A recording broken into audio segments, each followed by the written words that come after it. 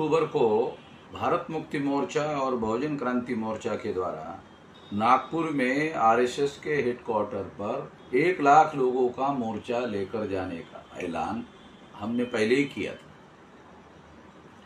और इसकी जानकारी अब लगभग सारे देश भर के लोगों को हो चुकी है।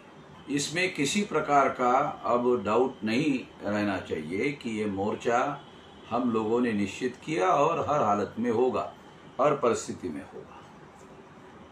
पुलिस इसकी परमिशन देते हैं तो होगा, नहीं देते हैं तो होगा, क्योंकि पुलिस परमिशन यदि इनकार करते हैं तो वो हमारे मौलिक अधिकार का उल्लंघन करते हैं, संविधान का उल्लंघन करते हैं। अगर पुलिस वाले संविधान का उल्लंघन करते हैं तो उनकी बात हम क्यों माने? हम तो संविधान के दायरे में रहकर काम करने वाले लोग हैं। इसलिए जो संविधान का उल्लंघन करने वाले पुलिस फोर्स के लोग हैं उनकी बात हम मानने वाले नहीं है। इसलिए कह रहा हूं, हर हालत में, हर स्थिति में कम से कम 1 लाख लोगों का मोर्चा होगा ही होगा। वैसे सारे देश भर की जो जानकारी मेरे पास अभी तक आई है उसके अनुसार 1.5 लाख लोग आने की तैयारी में है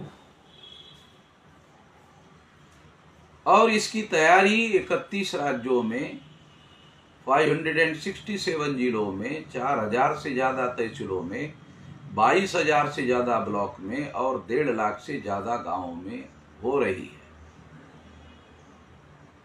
इसलिए इस तैयारी के अंतर्गत हमारे लोग सारे देश भर में इसकी तैयारी में जो मीटिंगें कर रहे हैं, मैं उनको इस बात की अपील भी करता हूं कि जहां जहां भी वो आप तैयारी के लिए मीटिंगें कर रहे हो, उन मीटिंगों के वीडियो बनाकर भी सोशल मीडिया में वायरल किया जाए ताकि देश भर में तैयारी चल रही है उसकी जानकारी तमाम देशवासियों को हो सके। ये किया जाना जरूरी है और संगठन के कार्यकर्ताओं को ये निर्देश दिया जाता है कि उसके वीडियो निकालकर सारे देश भर में सोशल मीडिया में वायरल किया जाए। दूसरी बात मैं ये कहना चाहता हूं कि ये जिन मुद्दों के लिए ये महामोर्चा आरएसएस के हेडक्वार्टर पर लेकर जा रहे हैं उसका पर्चा प्रिंट करके हम लोग घोषित कर चुके हैं। सारे देश के लोगों को ये पर्चा पहुंचाया गया है और सोशल मीडिया में इस पर्चे को आउट किया गया है, प्रिंट करके छाप दिया गया है। जिनको नहीं मिला वो सोशल मीडिया से डाउनलोड कर सकते हैं और वहां से लेकर उसका प्रचार प्रसार करने के लिए उपयोग कर सकते हैं और इस तरह से किसी प्रकार की कोई रुकावट नहीं है। उसमें लगभग 12 मुद्दे हैं। 13वां मुद्दा ये है कि वामन मेश्राम और डॉक्टर विलास खरात का फोन टेपिंग केंद्र सरकार के द्वारा किया गया जो गैर संवैधानिक है, असंवैधानिक काम किया है आरएसएस बीजेपी की डबल इंजन की सरकार ने।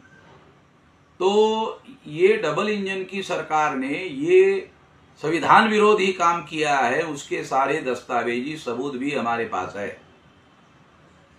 ये भी एक भयंकर कार्य इन लोगों ने किया। ये संविधान के विरोध में इन्होंने काम किया, इसके विरोध में भी ये मोर्चा निकाला जा रहा है और इस मोर्चा के बाद ये मामला सुप्रीम कोर्ट में भी लेकर जाया जाएगा। तो ये एक बहुत महत्वपूर्ण बात है। इसको ध्यान में रखते हुए सारे देश भर के लोगों को इसके लिए अपने संवैधानिक अधिकारों की रक्षा करने के लिए किया जाना जरूरी है। यह मोर्चा संविधान की रक्षा करने के लिए तो है ही है। संविधान की हम रक्षा क्यों करना चाहते हैं? तो ब्राह्मण धर्मी लोगों का जो संविधान था मनुस्मृति, उन्होंने हमारे अधिकारों को समाप्त कर दिया था।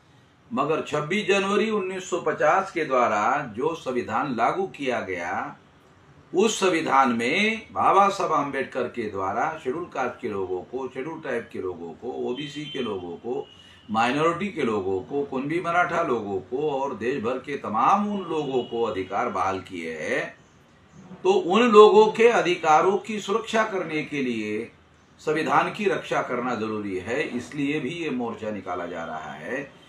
तमाम देश भर के SC ST OBC माइनॉरिटी और कुणबी मराठा लोगों को अपील किया जाता है कि ये इस मोर्चा में पूरी ताकत के साथ सहयोग करे।